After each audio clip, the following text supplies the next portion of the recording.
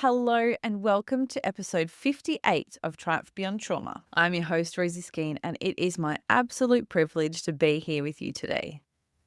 I have a wonderful guest for you, Luke McCulloch, a genuine voice in the first responder community and the author of a wonderful book, Tales of a Diver. Luke brings a truly unique perspective, having served 15 years in the Western Australian Police Force, including a specialised role as one of the state's few police divers. He shares what it was like navigating the high-pressure demands of underwater search and rescue and the realisation that even the strongest among us need support for our mental health. Luke is now a huge advocate for finding purpose after service, offering honest, invaluable advice on how former first responders can use their amazing transferable skills in a fulfilling new chapter. There is something so special to me about talking to a former police officer and one that doesn't take themselves too seriously. I've really adored this chat. And Luke's book, it was so beautiful to read. If you would like to grab a copy, scroll through the show notes. I've added direct links to Amazon and to in-house publishing. In fact, grab 2 copies, grab one for you and one for a friend. You won't be sorry that you did. Now, let's crack into episode 58 of Triumph Beyond Trauma with Luke McCulloch. Welcome to Triumph Beyond Trauma, the podcast that explores journeys of resilience and hope. I'm Rosie Skene, a yoga and breathwork teacher and founder of Tactical Yoga Australia. As a former soldier's wife, mum to 3 beautiful kids and a medically retired New South Wales police officer with PTSD, I understand the challenges of navigating mental health in the first responder and veteran community. Join us for incredible stories from individuals who've confronted the depths of mental illness and discovered their path to happiness and purpose, as well as solo episodes and expert discussions. Together, we'll uncover the tools to help you navigate your journey toward a brighter, more fulfilling life. Whether you're looking for helpful insights, practical tips, or just a friendly reminder that you're not alone, Triumph Beyond Trauma has got your back. You matter, and your journey to a happier, more meaningful life starts right here. Luke, thank you so much for joining me. Your career as a Waypole police diver is one of those jobs that, like most people, not even police, I don't think, could imagine doing. I know personally I couldn't. Before we get into it, what drew you into policing in general in the first place? Yeah. Hey, Rosie. The start of my policing journey definitely was as a result of not wanting to go to university, really. I left high school, or I was halfway through year 12, knew that study wasn't for me, and I didn't really want to go down that university sort of style. I was tentatively thinking about a trade, going into carpentry or something with my hands. I'm a very practical person.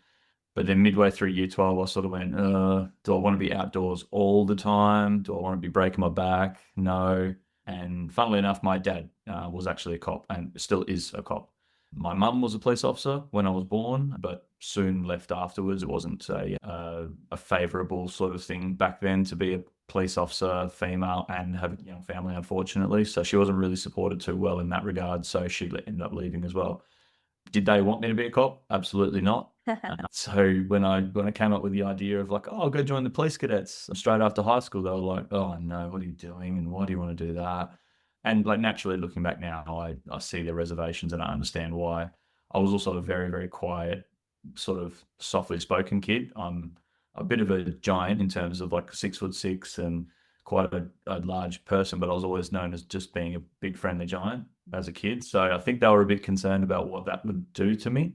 But yeah, I wanted to do something that basically could keep me outdoors, active, had constant change in it, and then also I could tap into being in an office every now and then.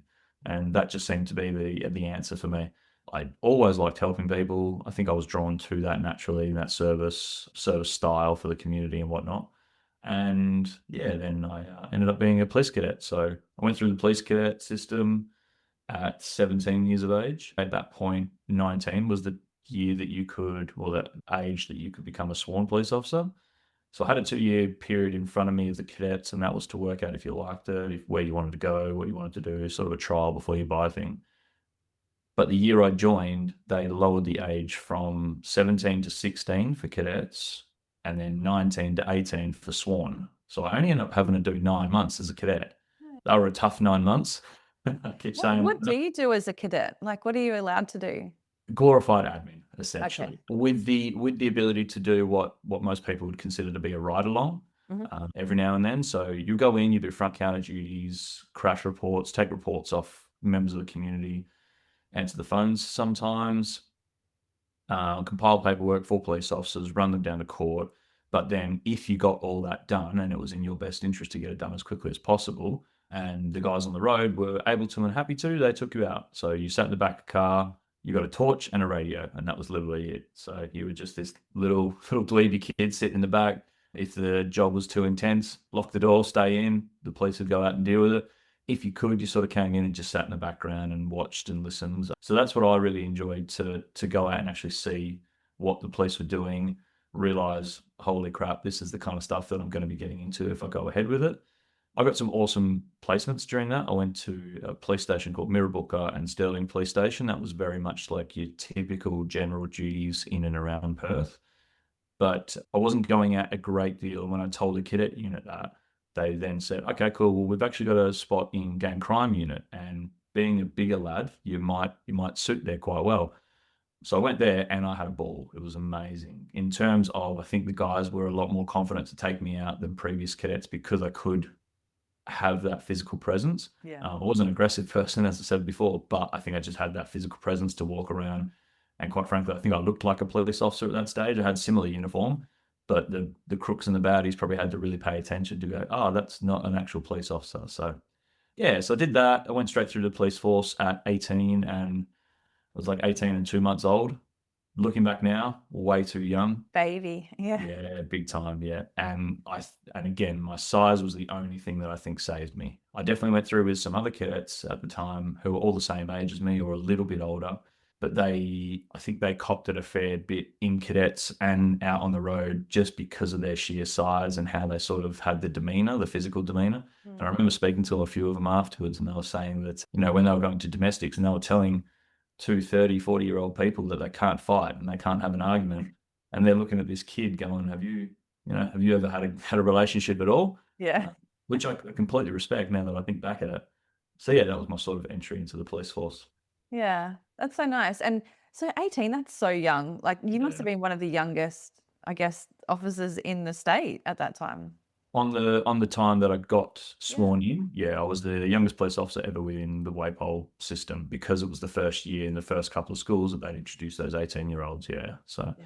which, look, I don't regret it, and I loved my career, but just looking back, I wish I'd done something beforehand and gotten a trade, gotten some lively world experience. I didn't travel. I didn't do the traveling thing. I went straight from high school to this. I did my first decent amount of traveling when I was 27, 28, I think. So a very different sort of, yeah, late teens, early 20s lifestyle for me. Yeah.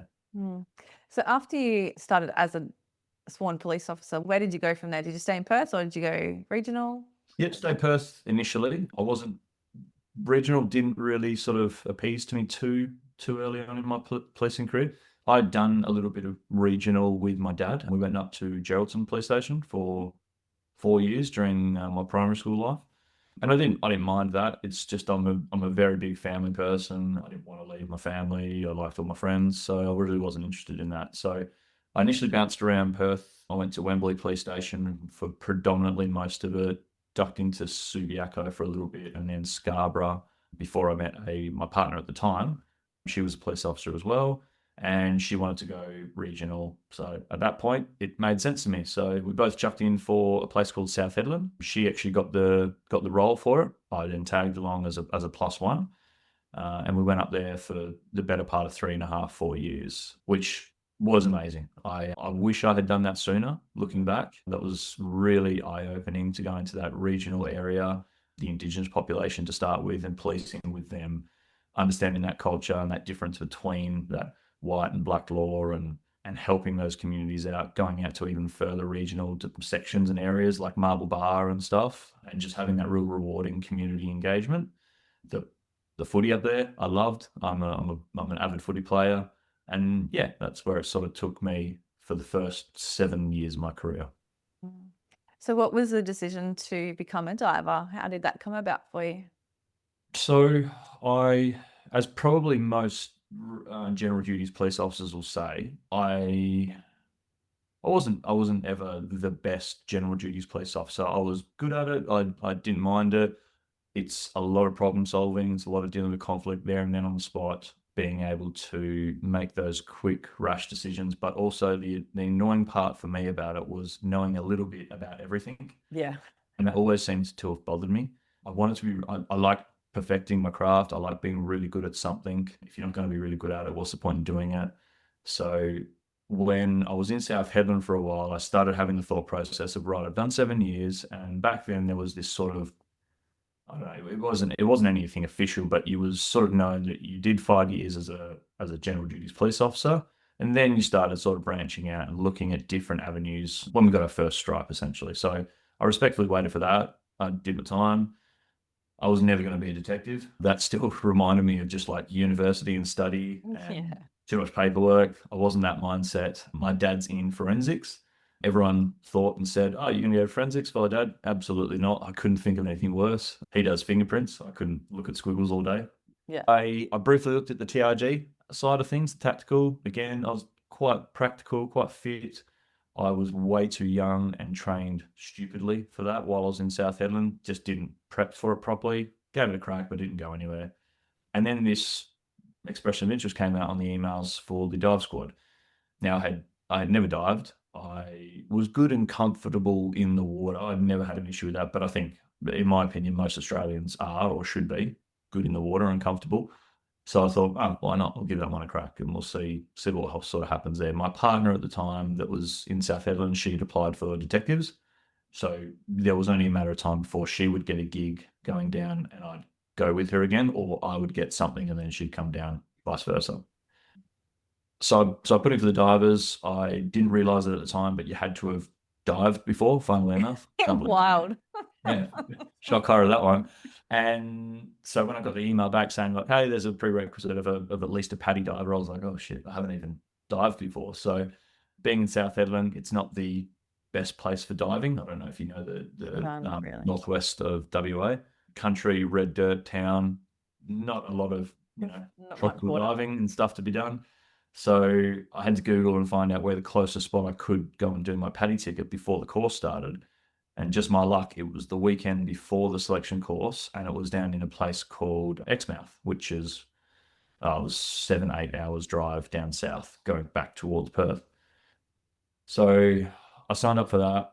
It ended up that I had to drive there on a Thursday night, Friday dive all day, prerequisite sort of study beforehand, dive all day Saturday, finished my ticket by Saturday afternoon, got back in the car, drove straight back to Headland, got back to Headland at 2 or 3 in the morning to then get on a plane the next morning to go straight to Perth, crash at mum and dad's for the afternoon, selection course Monday morning down to Fremantle Water Police. Wow. I went into it running hot, that was for sure. But it ended up being one of the things that actually helped me the most, the fact that I hadn't dived before. Speaking to the sergeant after long process of getting in and then finally getting in, and one of the feedbacks I got was that you were so moldable, and if that's even a word, and teachable and trainable, and you didn't have any other bad habits. Whereas other people on my course had done hundreds of dives all over the world. They were used to seeing all these beautiful, lovely things, photographing, heaps of visibility. Whereas my first couple of dives were in black water without being able to see anything. So it sort of set the standard straight away for me, and I was used to it and I was comfy and happy with it. So yeah. Yeah, I think that's huge, isn't it? With something like that, where you have to do quite a bit of training for the trainers, especially. They don't want to have to untrain all those Yeah. bad habits first and then reteach what they want to teach you. So yeah, perfect. Yeah, and it was only afterwards that I'd found out similar things from sections like mounted police, canine police. They don't want ex horse riders or ex dog handlers or anything like that because of that extra training that they have to do to train them stop doing that. And quite often, everyone thinks they do their thing the right way. So you're going to come in and then they're going to be combative and go, "Well, we do this and this is better." And, "Well, no, I do this way." And so I think I was just easily trainable to be able to go, "Yes, sir. Cool. What do you want me to do?" And I'll do it, kind of thing. Yeah. Okay, so you did. How was the selection course? How did that?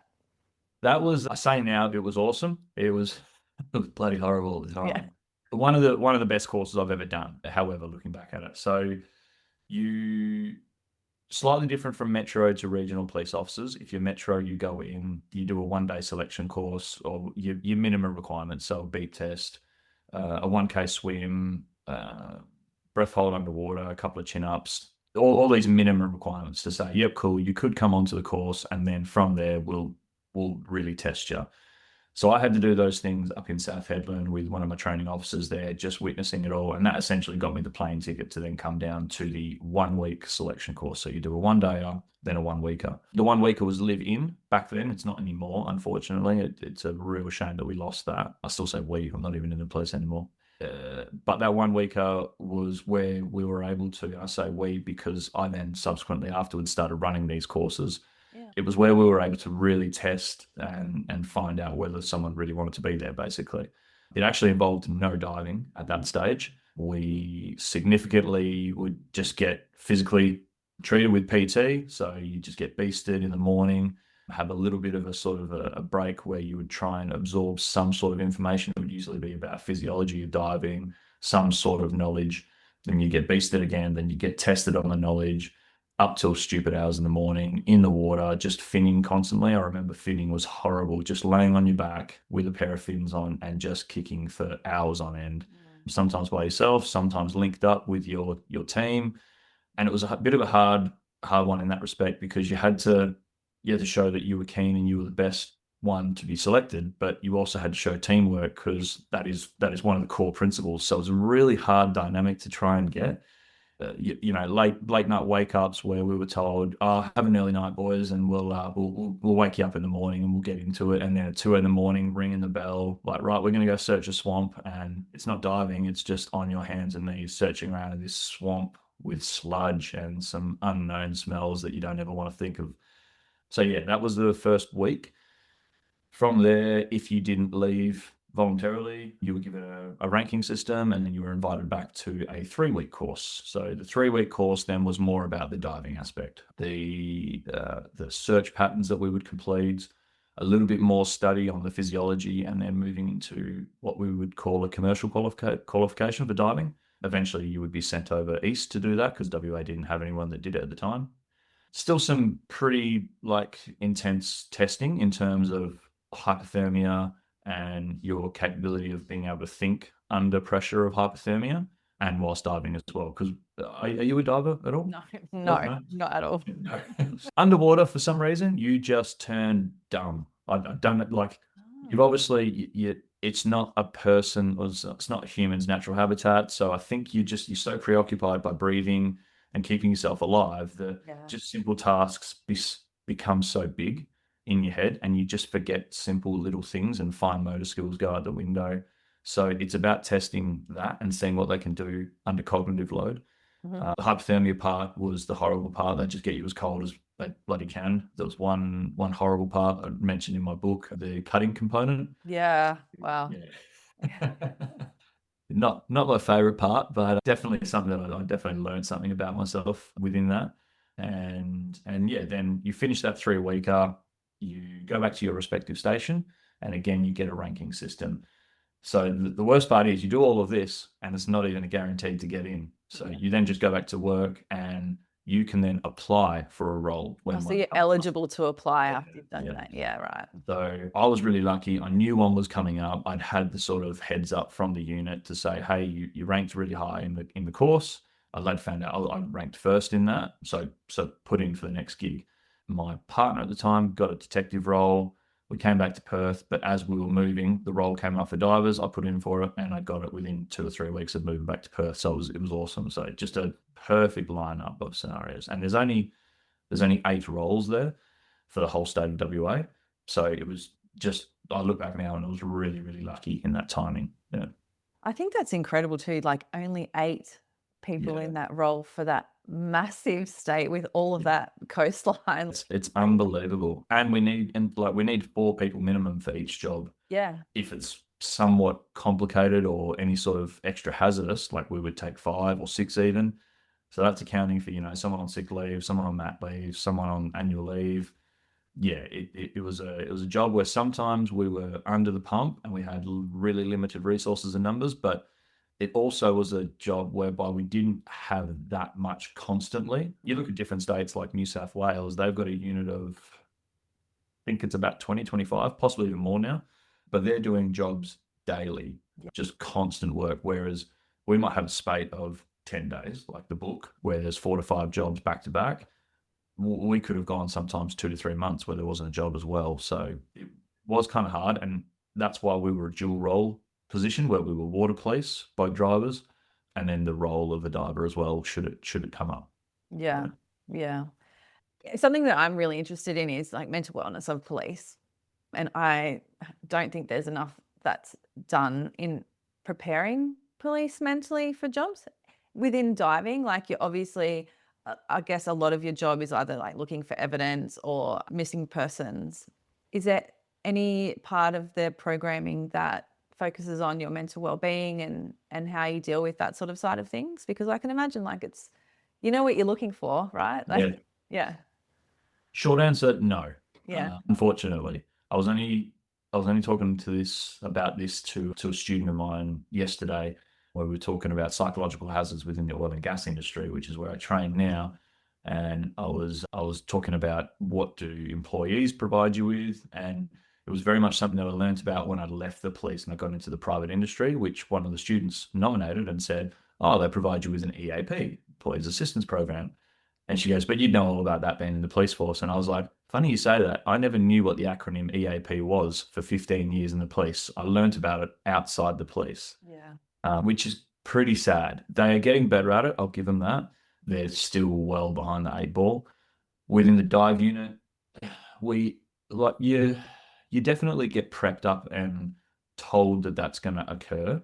During that 3 week course, I can vividly remember some pretty graphic images that we would be shown, more of like shark attacks, propeller injuries. They're quite graphic. Yeah. Not so much like your quote unquote old deceased bodies that have floated to the water. None of that. But you were definitely sort of told, hey, like this is what you're signing up for, and you're potentially finding these things underwater when you can't see anything either. So it's all just touch and feel. Did that sort of bother me or anything at the time? No. I think I was too young and dumb, to be honest, to think about it and think about the consequences of it. And again, very, very early age joining the police, it was the norm for me by then. Like I'd seen my first deceased body that wasn't a family member at the age of 17 as a cadet. I remember my shift sergeant at the time, the job came up for a sudden death. He was like, "Mate, do you want to go to it? Like you're going to eventually be exposed to it, so you may as well start now." And I was kind of like, yeah, sounds good. I was so lucky he went to that job though, because it was an elderly male. The whole family were there. They knew he was passing away. It was expected. He fell asleep. It was a lovely death, to be honest. I suppose the most traumatic part for me was just seeing the family. That was the part that for me as a 17-year-old, I was like, oh, like, oh, what do I do here? And I had his wife cuddling me at 17 years of age, saying, "Thank you for coming." I was like, I don't know what I'm doing, but okay. You're So welcome. yeah, so that was my entry into that whole death side of things, and it stemmed from there as a normal GD's officer would get. But then obviously the diving side of it definitely opened up this new world to it, and I lost count of, to be honest, the amount of bodies that I'd found underwater. I just seemed to be a bit of a, excuse my French, shit magnet. So I definitely got a lot early on in the piece. Yep, I'm one of them. The later years, I never felt the effects of finding those horrible things underwater, and it never seems to have bothered me. I look back now, and with a little bit more experience in life and world knowledge, I definitely am more conscious of it and concerned that it may pop up later, because I continuously sort of explain it like I'm this perfect soup mixture, I think, for, young age, a lot of death in my life, never really had any ways of dealing with it properly, I don't think. So will it affect me later on? Who knows? It hasn't yet. One job only, though, ever sort of really bothered me. And did I know what to do? No, I didn't. And it sort of caught me off guard. It was a young kid, unfortunately, it was an 8-year-old that we'd found. And I think it sort of stemmed more from anger of not being able to do my job. Again, before I spoke about the fact that I like doing a job well, I like being professional about it, doing it efficiently, getting it done. And for this job, one, it took us a couple of days to find him, and that bothered me and annoyed me, and it sort of gives you that failure sort of a feeling. But then when we did discover where he was locked, unfortunately, into a cave area without going into it too much detail. So we knew where he was, but we just could not get to him. We couldn't send a diver in because otherwise they'd be trapped. So a long process. So for 4 days we were looking for him, and for 3 days we couldn't get him out. So that was very, very frustrating. And then when we eventually got him out, one of my best mates was the first one to go in, get him, retain him, get him out, handed him to me. So I had this lifeless kid's body before I was putting it into a bag, dealt with it after, packed up, went back home. And then I just found for about a week, I could not, I'm a very open person, and I'd like to talk about all my jobs and stuff to my family. But every time I would talk about that one, I would just start crying and just get real upset. I couldn't relay it properly. And I was like, what is going on? This is weird. I've never had this before. Waited a little while longer, just started ignoring it, and sort of went, all right, we'll just stop telling the story and you might be right. Had a Christmas drink, so like a Christmas in July drinks with, so I used to be in the negotiators as well, like a part-time negotiator. Went out with them, got on the gas, and it just took over one night whereby I was on the way home. I was in an Uber, I didn't feel too good, got out, was sick on the side of the road, but then just broke down crying. Called my new partner, wife now, said, can you come get me? And didn't know what to do. I was just a sobbing mess, which just was so out of character for me. And I didn't know what was going on. Luckily, she's an amazing person. She called my dad the next day, said, I don't know what to do. Luke's not right. Dad came over. He had a chat with me as well, and he's a very blokey bloke, very, very similar to me. I would describe him as. And all he had to say to me was like, "Are you all right?" And I just went, "Nah, not really." And he goes, "All right, cool. You doing something about it?" And I went, "Yeah, I'll give the chaplain a call." And the chaplain at the time was a guy that came down to that job and was really supportive. He helped us out massively, and he constantly said to us after, "Is like, give me a call if something pops up or if you're not happy about it." So I gave him a call. He put me onto the site. I went and had a chat with her. I think I only did three or four sessions with her, and it was just about breaking it all down. She sort of explained to me how it was like, you've got a processing center in your head and you're trying to jam this thing in there. Your incident that you've just dealt with is astronomical, and you shouldn't be able to deal with that just like, at the click of a finger. So it was about breaking that down, feeding piece by piece through. And the way she explained that to me just made perfect sense. I was like, all right, cool, let's do it. So slowly talked it out with a professional. That made a big difference as well. Not that talking with friends or family was bad. I think it just gave that sort of different professional view and light on it. But that was the only sort of time it really sort of bothered me. I did jobs after that with no issues whatsoever. As I said, don't know if they'll cause issues later, but yeah, for now, touch wood, doing okay.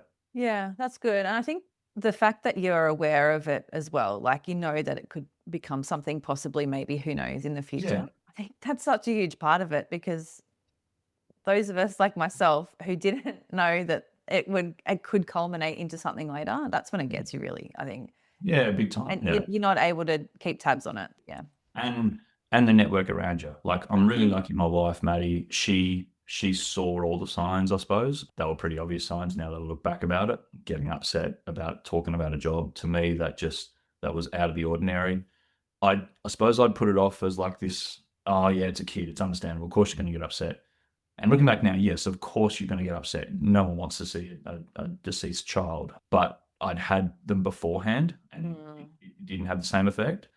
As I said, I think looking back on it now, it was that frustration that was boiling up as well, and me not being able to do my job, that feeling of failure, annoyance at the hierarchy and whatnot, stopping us from doing our job and being risk averse and all that. I don't take anything away from them because it was a very risky job, but it's just like when you're a professional at your job and you're an expert at that, you're like, let me at it, and I want to do it and I want to do a good job, but I wasn't able to do it at the time. So yeah. Yeah. Yeah. That's tough.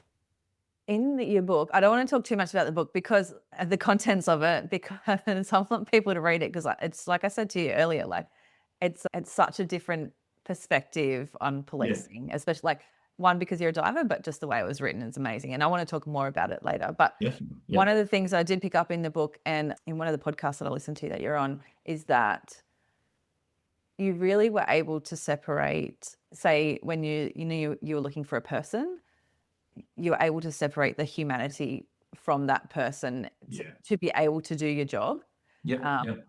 Is it something that you did on purpose, or is it something that sort of you just thought of? How did that come about? Because I think that's really probably integral to maintaining good mental wellness as well, like not attaching yourself too much Yeah. to the 100%. And a couple of points on that. So did I have a plan for that, or did anyone set me up with that? No, I think it just naturally happened. Yeah. It wasn't until probably a couple of years into the dive unit that I'd had some friends or family saying like, how are you dealing with finding all these bodies underwater and stuff like that? And it just came out in terms of what I was doing, and I suppose I'm just bloody lucky that it started happening, which was, look, I'm not looking for a person. I'm not looking for Bob or anything like that. I'm looking for this object, and that was the first time I'd ever explained it to someone, and I was like, oh, that's a strange way of looking at it, but it worked for me in terms of, yes, I was looking for a person and a human. However, I tried to just disassociate any sort of a soul with it, like whatever you want to call it. I didn't want to know their name. I didn't want to know anything about them that made them someone to me, and it made it more emotional. Yeah. It was the same for me as finding a bag of drugs or finding a weapon or finding a firearm. I was just going to find this thing that was shaped as a human. That seemed to have helped me. And I started passing that around the rest of the squad as well. And I think to a degree, some of them would already do that anyway. I think we would naturally get into. I think that would be a coping protective mechanism that we do naturally. I specifically remember, a couple of jobs where detectives would be like, right, we're looking for this person in the water now.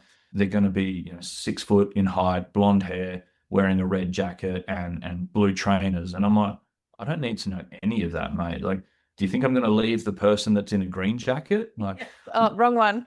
yeah, I'm probably Look just at going to you. grab the thing that feels like a person without speaking ill of the dead, unfortunately. Yeah. But that was sort of the way I started looking at it. Even to the extent of, if again, an investigating officer was like, right, we're looking for blah, and they'd start saying the name, and I'm like, don't want to know it, don't care, quite frankly. I'll find out what the name is after. Like, I just want to grab it. I'm coming to the surface, and without being beheaded, I figured at that point my job was done. When I get to the surface, that's someone else's gig. Yeah. I'm just going to pass that body off to someone else. I'm going to disappear for a bit. I'm going to go clean myself off, because I think I've done my job at that point by going into black water and finding this person. So I didn't want to know anything about them. I tried my best to never look at the people when they were on the surface, because I couldn't see them underwater anyway. So that was probably a benefit. Yeah, that would be You'd helpful. still have your heart jump 3 beats when you found them finally, and there was no preparation that would ever get you there for that. As I said, the countless amount of bodies I found underwater, the last one that I'd found compared to the first one I found when I started and entered the police force, was exactly the same physiologically responses. I think every single time I was shitting myself without hiding away from that at all. Yeah. So yeah, that definitely assisted me. And funny link with that, in terms of that child that I found, the one that affected me the most. We were on the job for so long that we got to know a little bit about him. You find out that he had a brother, and he was with his brother when he got lost. His family were just around the corner camping at the time in this sort of rural area where he was lost. So they popped in every now and then. So you're seeing mum and dad, you're seeing them upset. You're like, that sucks. Finding out his name all of a sudden gave him like an identity that then definitely aided in it not sitting well with me and affecting me mentally, definitely. Whereas, other ones where it was a quick hit, go in there, grab the person, hand them off to the locals, disappear, never sort of felt anything in regards to it. And which sort of raises me to my second point, which I think would have been on that podcast that you might have listened to. Was that the Two Ordinary Cops? Yeah. Awesome Yeah, guys, though. great. And without taking the quote, because Barb's was the one that quoted it beautifully, and I think he even took it from an older copper as well when he first started, which was like, it's not your tragedy and it's not your trauma. Yes, So I like that. I think that's really important to note. Yes, there's vicarious trauma and secondary trauma and all of that, and I don't know a lot about it, so I can't really articulate it properly. You probably would be able to do it better than me, but you're not in order to do your job properly, you're not allowed to. You can't enable yourself to get upset about those things. Just quite frankly, we're not going to be able to do our job properly if that's the case. And Right. if we did, if we took it all on personally, people wouldn't last 3 days in this job. So you have to disassociate yourself with it in that regard. And you can't, it's not your trauma. As I said, it's not your tragedy. So you can't take that on. It's someone else's. You're here to solve a problem. Mine was find the body. And that was my job. That was my role. Mm. Yeah, I just found that really incredible, the way that you managed to do that.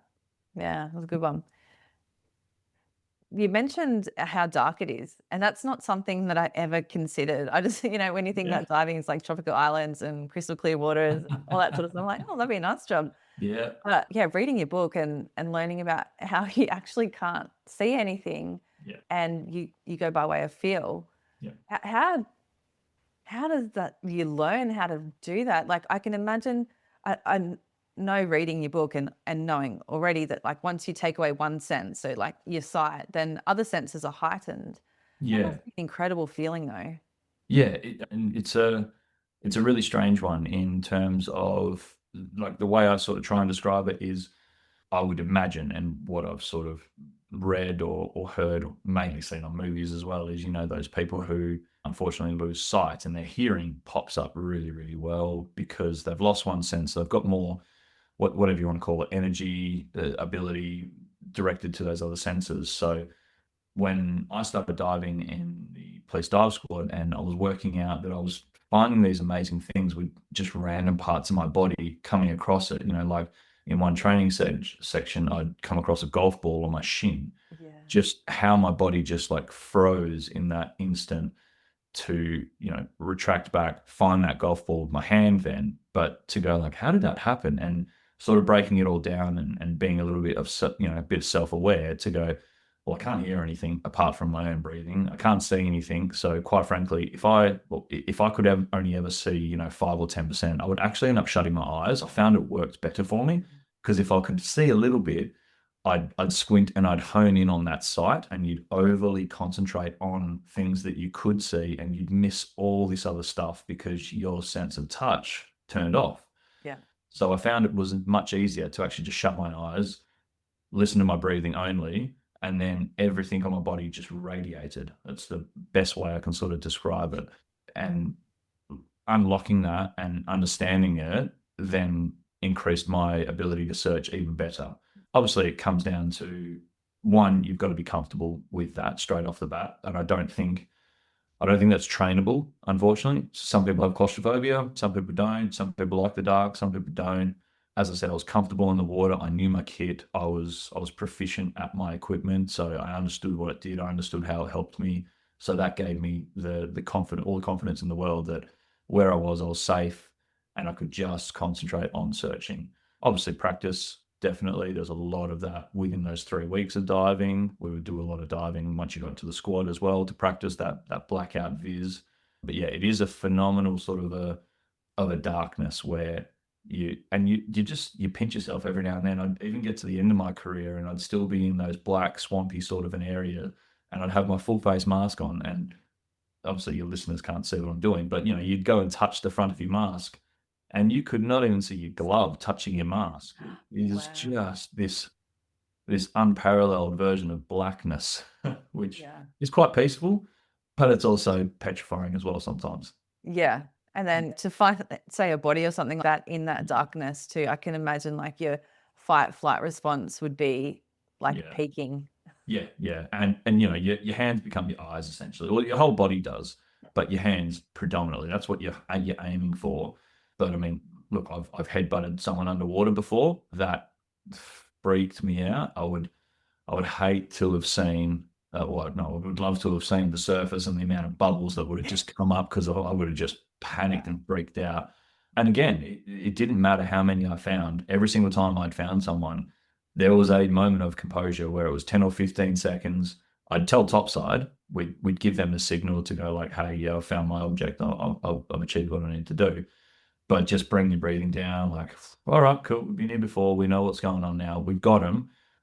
And I don't know why, but you'd always call it movies or Hollywood or something, but you always had this freak out moment. You're like, Are they going to grab me all of a sudden? They You really. never like you know it's never going to happen. But I don't know why. I always had that thought in my mind. I'm like, oh no, is someone going to grab me? And so yeah, like I might act and seem like this big burly, Australian bloke that's come diving for these bodies, but I'm shitting myself underwater the entire time, and I did that for 7 years, 7, 8 years. No, I think I can relate to that. I think every deceased I went to, I was like, if they Yeah, open their eyes, I'm gonna lose 100%. it. Yeah, and you're there to help and give the family their loved one and whatnot. But yeah, if they ever open their eyes, you'd be running for the hills. Absolutely. So you've written an amazing book. I think every time I have someone on that's authored a book, I say the same thing. Like I really enjoy reading. Yeah, But this one's different because it's just set out so differently. It's 10 days in the life of a diver. And like, is it the busiest 10 days of your diving career, do you think? yeah, definitely, yeah. And Yeah. that's what made me sort of get to the end of it and go, oh, this is really interesting. I might put this into words. Yeah. Yeah. Yeah. So how did it all come about?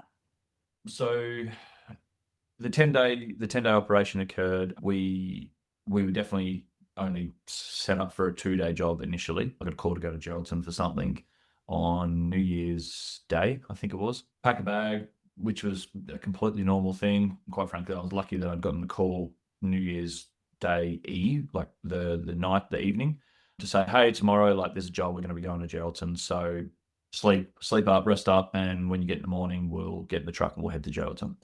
My now wife, girlfriend at the time, normal conversation with her. Hey, love, yeah, I'll be home in a couple of days. I'll see you when you get home, kind of thing. Enjoy. Packed the bag and left. That then subsequently turned into, as you said, this 10-day operation of going from Geraldton down to Esperance, leaving Esperance on a plane, doing a U-turn in the air to come back to Esperance for another job. The prior job in Esperance re-emerged itself. We then dealt with that one, and then also got a call to go and tap into Denmark as well at the last minute, just before we were heading home. And all whilst China COVID started happening, Yes. which we weren't even aware of. We were oblivious to it. On the way home from the job, whereby our boss actually had sent a driver to come pick us up. He was kind of like, turn your mobile phones and radios off, just get in the car and come home. Like, you need a break. We're Uh, done. yeah, like all our clothes were filthy. We stunk. We found a washing machine, luckily, in Esperance at one point, but like we had 2 days worth of clothes and we'd had to spread them out over 10 days. And we were physically and mentally exhausted from that point. Sleeping in different hotel rooms, you never knew where you were going to be that night. But on the way home, I kind of was sitting there just going like, holy crap, that was an adventure. And rewinding a little bit as well, I never was any sort of English literature student at all. I passed year 12 English with 51%. Like Pass. let's know that. To this day, still, like my wife, who is the reader out of both of us, she's the one that had this aspiration as a kid to become an author. She just constantly looks at text messages or emails I've written or responses to someone asking some questions about the book, and she'll look at them and edit them heavily for me, might I add, and be like, how the hell did you write a book? This aggravates me so much. And as you probably understand, I write differently as well. I write Yes. as if I'm talking, I like which it. apparently is a different way of writing. I don't know how else to do it. I want to write like I'm telling a story. I like telling a story. So I like that was a bit of an unknown bonus that came out of it. And a lot of people have said, and I appreciate that some people also have never met me and heard me speak either. They've commented after and been like, I made a voice up for you, and it was as if you were sitting on the side of my ear reading the book to me, which I like. That was a really cool added bonus that came out of it that wasn't expected at all. Looking I was back just when, on that. Sorry, yeah, I'm the same. I can yeah, imagine just sitting around having a beer, yeah. and you're just telling stories about those 10 days. Like that's how it felt reading it. It was Good. Yeah, great. awesome. Yeah. Yeah. And I mean, like, for the listeners, we only started talking today, obviously in Yeah, that's person, right. only by email beforehand. So that's been the best bit of feedback that I've loved from since the book's been published. So I was on the way home. I got my mobile phone out and I just started typing the lead up to it and what that process is like, of because it's one of the first chapters is how you just put your life on hold on these jobs when you're on the way. So calling the dentist. I had a dentist appointment the next day. Called my little brother, like, hey man, how are you? No, he called me, he texted me, sorry, saying, hey, mum and dad said you're on the way to a job, like, stay safe. Like, he would always sort of check in on those kind of things. And then on top of it, I had my sister's engagement party coming up that I knew was in the background on the way to Geraldton. And I was like, cool, all right, I'm going to be home in 3 days' time. Like, I ruined a little bit of a book for the listeners because, yeah, I missed that, unfortunately. That was my biggest regret from that. But looking back on it, I sort of was like, oh, we had a pretty busy period before that as well. Like maybe it's going to be a good idea to sort of tap into that. And keep in mind at this stage, my whole intention for it was to become a little manuscript to hand to family members and just to show them what I did as a job. I told them constantly what I was doing, but I wanted them to see a little bit more in detail and in depth of what I was going through and what I dealt with. So there was a couple of massive incidences where we found some people. There was a murder investigation prior. So that was in like the Christmas sort of a period leading into that New Year's. So I tried to make it so that on the way to the first job, I was remembering those. I was tapping back to that. I tapped back to the dive selection course. So I talk about that cutting component with the bloody hacksaw blade. And then it sort of just grew. And at the time, I didn't realize it, but on the way home, I'd written what I now know to be the first chapter. Got home and I was like, oh, like I actually did something decent with this. It made no sense at the time. As I said, it was very illiterate, no Emma, no editing, no grammar spell checking. And then from there, it grew in terms of like I would just go slowly because COVID hit then, funnily enough. So Had some I had time.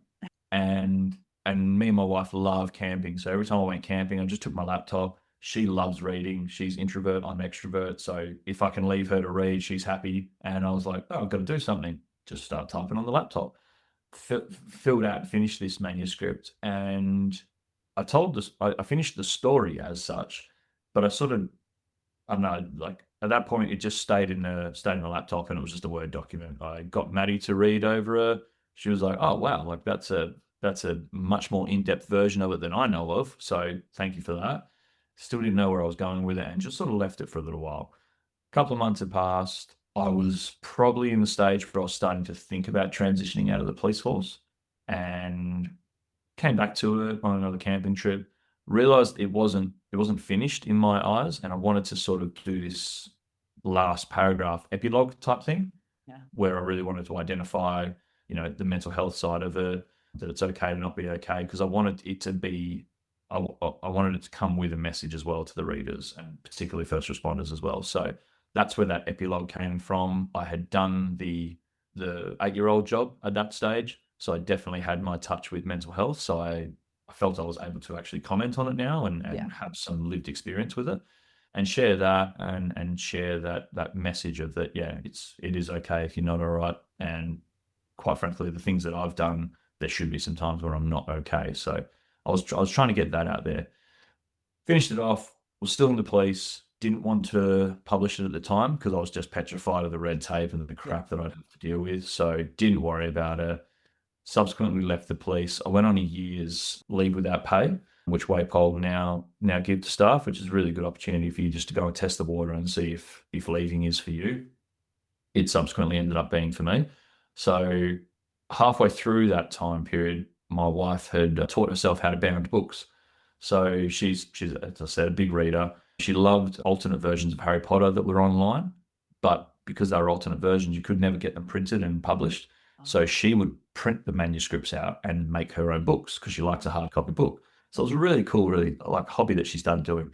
And she surprised me one Christmas, I think it was in 2023, with a copy of my book, which was amazing. So I then had this thing that I could start handing out to family. She made me subsequently then a couple of other copies after that, and I took it to work. So now people at my new work who never knew what I did beforehand were able to read it, and that's when I started getting some really cool feedback about it.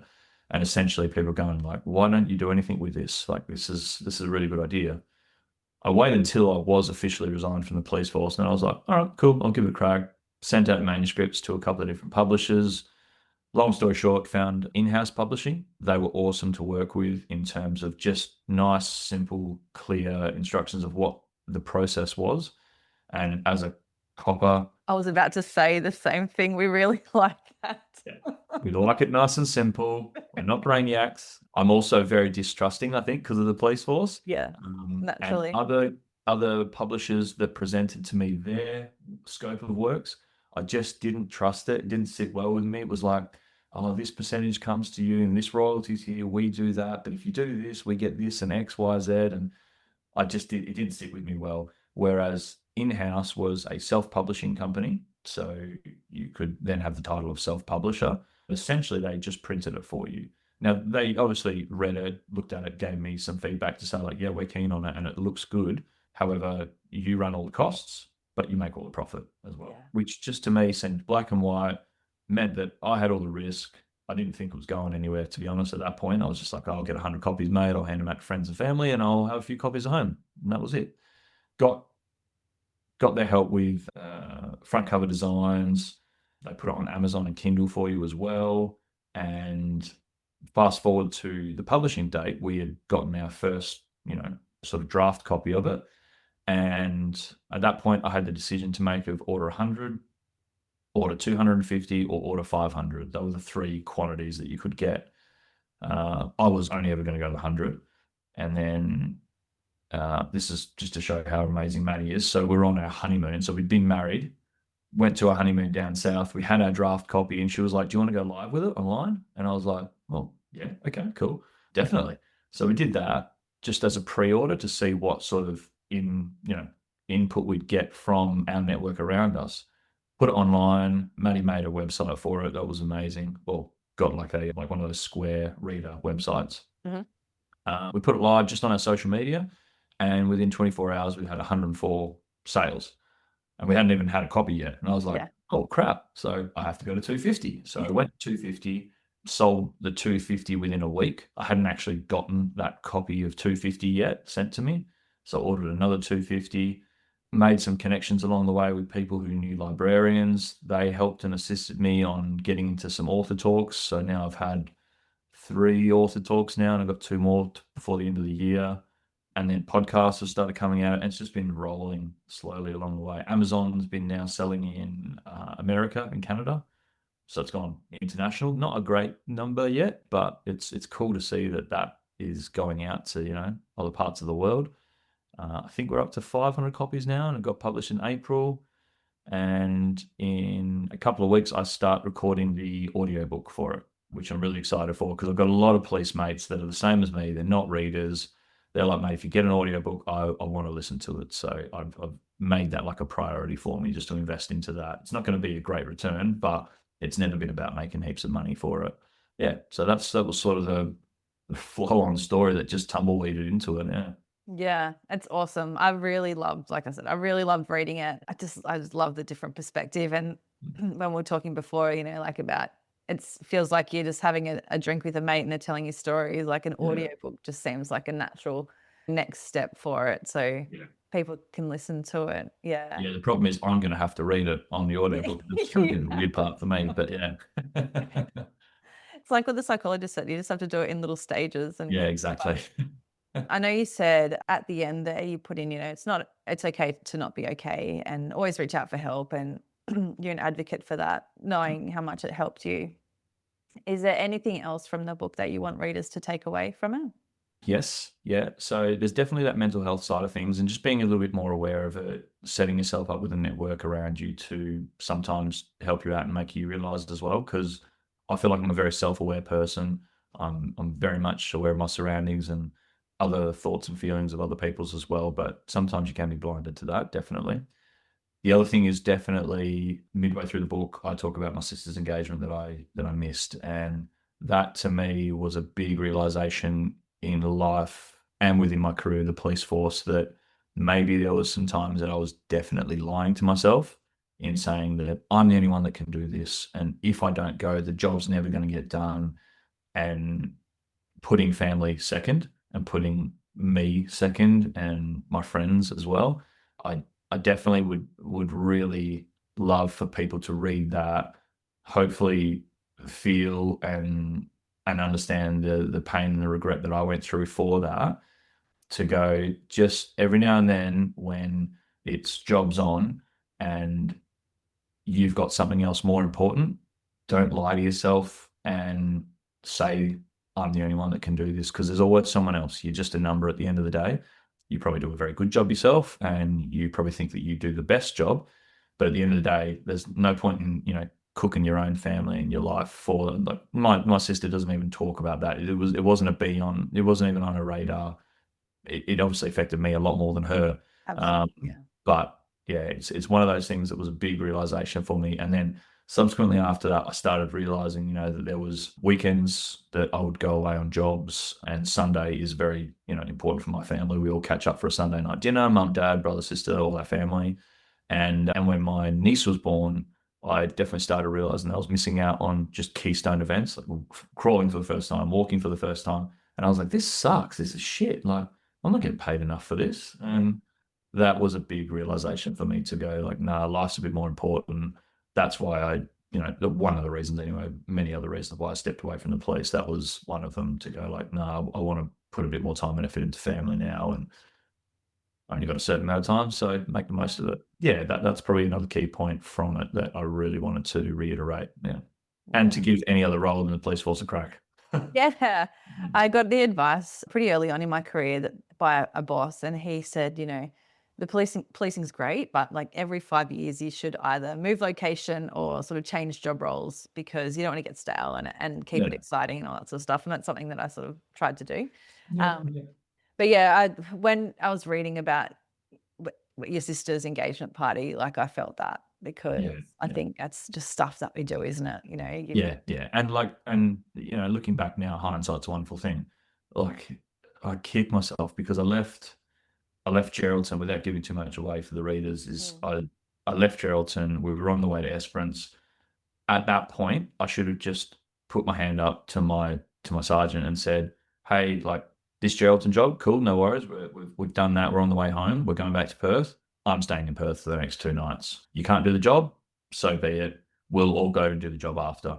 Yeah. A hindsight, again, wonderful thing. That would have been, great back at the time. But I was greedy in terms of I wanted to go do the job. I loved the work that we were doing. So I wanted to go down there. You never wanted to miss those jobs, because it was a bit of travel. It was exciting. It was doing what we were trained to do. That's all we wanted to do. And then again, that lying to myself and going, no, well, if I don't go, the job won't get done. Yeah, it will. It'll just get done in a day or two. It'd be the same as if another job came up at the same time, and you just couldn't make it as a team. Like, that's the fact, unfortunately. Yeah, you want to be able to get everyone's loved ones for them when people go missing, but you can't get all of them, unfortunately. And I think that's just a realization of that. Yeah. Yeah, so beautiful. I'd love to talk about your transition out of Yeah. policing, if you don't mind. And I know you've started writing about it too, which is really cool. I'm gonna definitely keep an eye out for that next book. Yeah. Yeah. How did that decision come about? Because it's different for everybody. I mean, for me, mine was my mental health. Like, I just Yeah. literally couldn't go back. For Yeah. you, I feel like it was maybe more of a choice. Yeah, definitely. Yeah, I had that choice to hang the belt up, or hang the fins up, as we say. Couple of different reasons. One, I was just getting sick of shift work, and I was at Water Police initially at a time when they didn't do night shifts. They only did days and afternoon shifts, which worked for me. I was happy with that. I'd done the 7 years beforehand of night shift and the full extent of different shift work. But when it changed and we got added into night shift with Water Police, it was one person that had to go in and literally just wait there until a job came up. And then it was the thought process of it was that it was the ease of then only having to recall one person in, instead of finding two people to come in to go deal with the job. The one job that would happen every 3 to 4 months. It was very frustrating. So I didn't rate that. I didn't think it was necessary, and quite frankly, I was just getting to a point in my life where I was like, I'm not staying up at night time anymore. Like, this is dumb. It's bad for me. I at that point had done a little bit more research into sleep deprivation and shift work and how bad it can be for you, and didn't like what it was doing to my body. So it was that. There was the family issue of I wanted a bit more family lifestyle. I wanted a bit more work life balance. And keep in mind, since high school, I'd never had, a Christmas off on holiday. I'd never had constant weekends. I only knew my roster 2 weeks in advance, all that kind of stuff. So I was like, no, I want a bit of normality in my life now. And the last one was I had to move divers eventually anyway. So We have a tenure policy over here where it's a minimum and a maximum for every unit and location. My max tenure at Divers was 8 years, so I'd reached the end of my max tenure.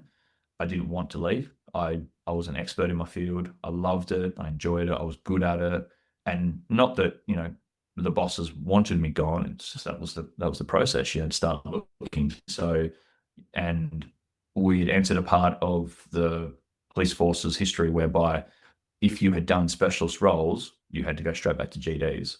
So that was going back to like our main metropolitan area GD center. And I was like, I'm not doing that. That would Like suck. that's like, mentally within my working career, that's a step backwards. I just don't see the point in it.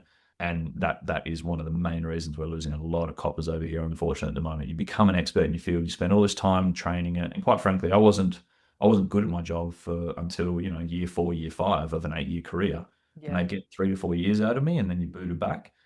We can go down a rabbit hole with that one. But Yeah. anyway, I wasn't going to go back to general duties. I wasn't doing it. So that's where I made the decision to go, all right, cool, this is a good time for me. I'd done 15 years. I think that was a good service to my community. I did it well. And I was on the brink of starting to become jaded. And I Yeah. didn't. Yeah.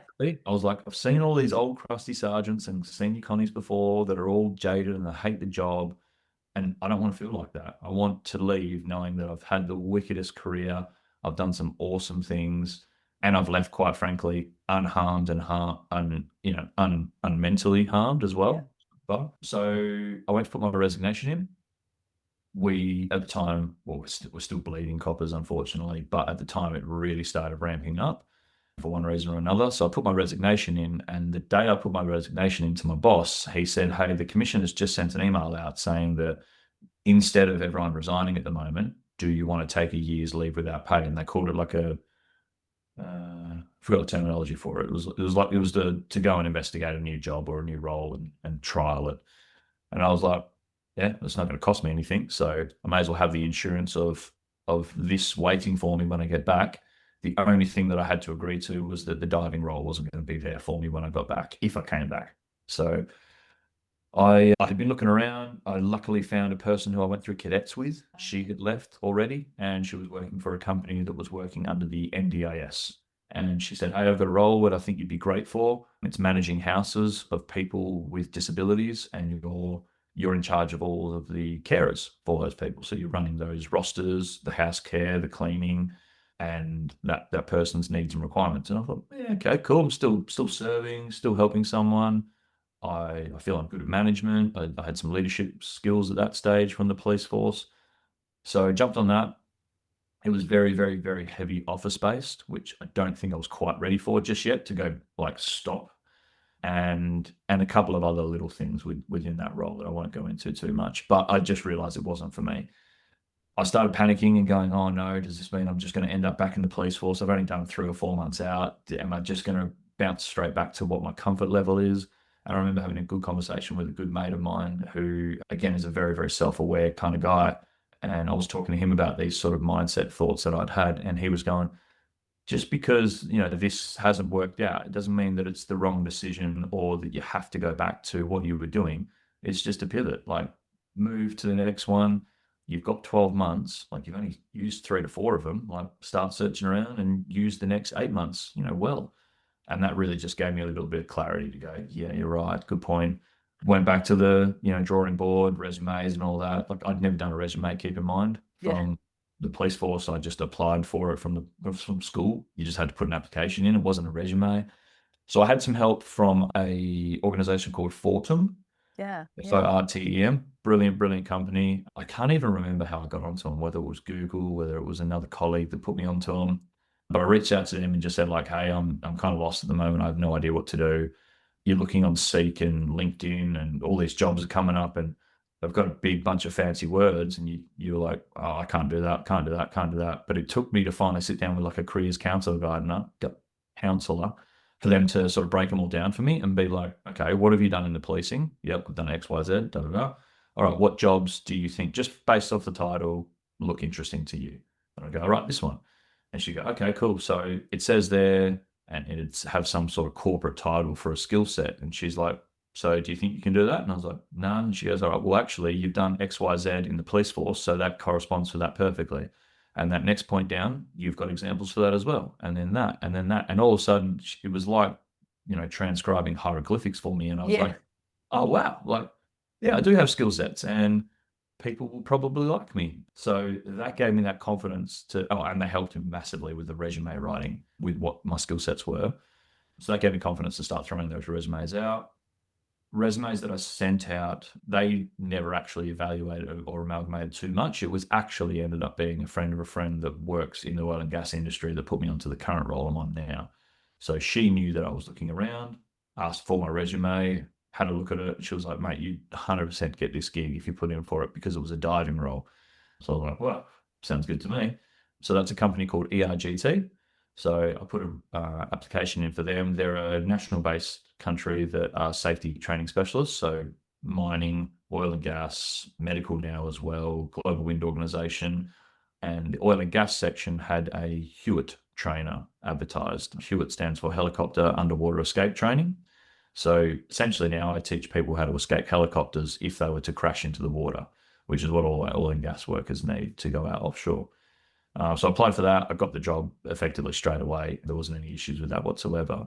But it was a big realization when I was going to places, even like the NDIS, ERGT, or any mini sort of interviews along the way, that there are private companies out there that like froth having ex-coppers and they just think we're the best thing in the world. And for any listeners out there that are in that position of half transitioning, half foot out of the door kind of thing, concerned that they're not going to be valued, like, you are so well valued in terms of the things that you can do that you don't realize you can do, because you're just so, what's the word for it, where you just think you're only good for that environment. You're like conditioned for the Yeah, cops. essentially, yeah, you're conditioned for that only. And Yeah.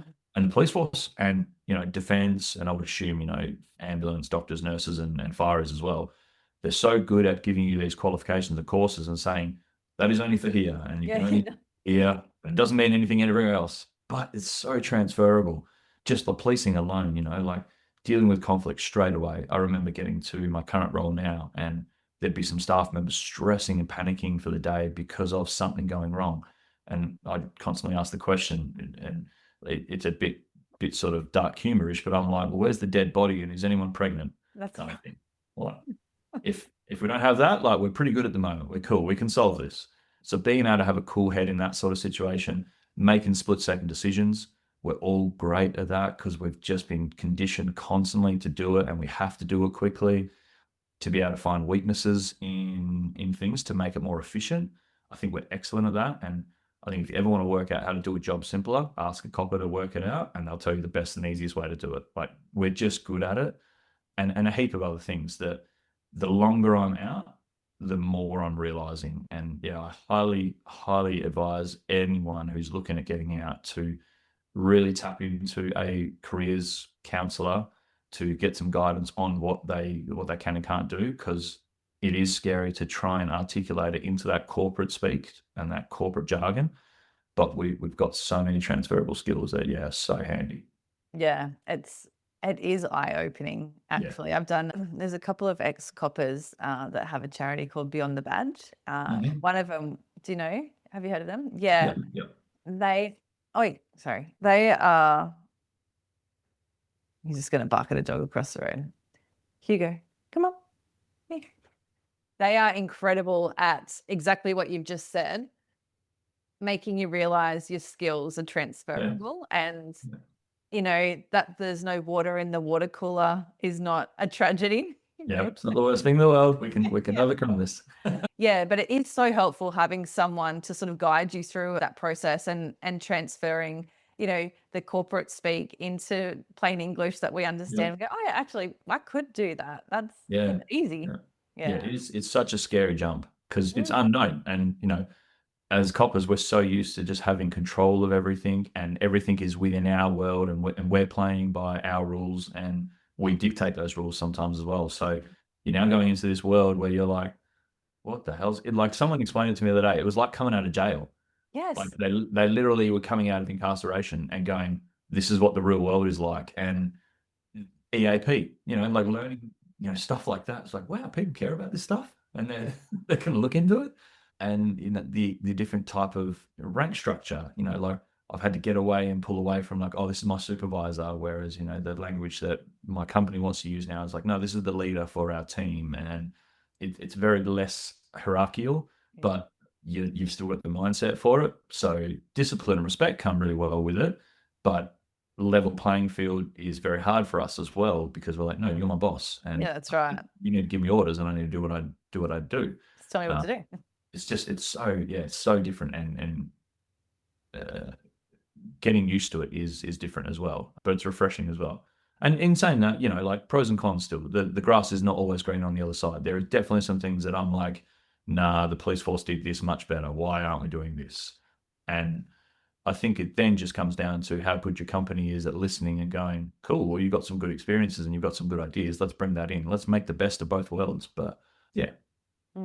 I think that grass is not always greener thing is great too, with what Western Australia Police are doing with that 12 months to try exactly. it before you actually do leave. That's great, Yeah, because yeah. for some people it won't be.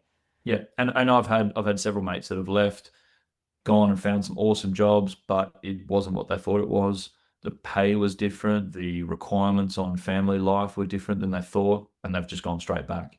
It's sort of a unwritten rule that it's a one-time thing. So You can't have a couple of bites. hey, I want to go have another crack now and another crack. Like that's going to be a pain in the ass for the police, and I respect that. Yeah. But it was definitely something that while I was thinking about leaving, I remember hearing all these coppers going like, "No, I'm done. Put the towel in. I'm going to resign. I'm going to go to this other job." And then within 6 months, they'd end up coming back and going like, "Hey, it wasn't what I thought. Can I come back?" And they just put them through the ringer.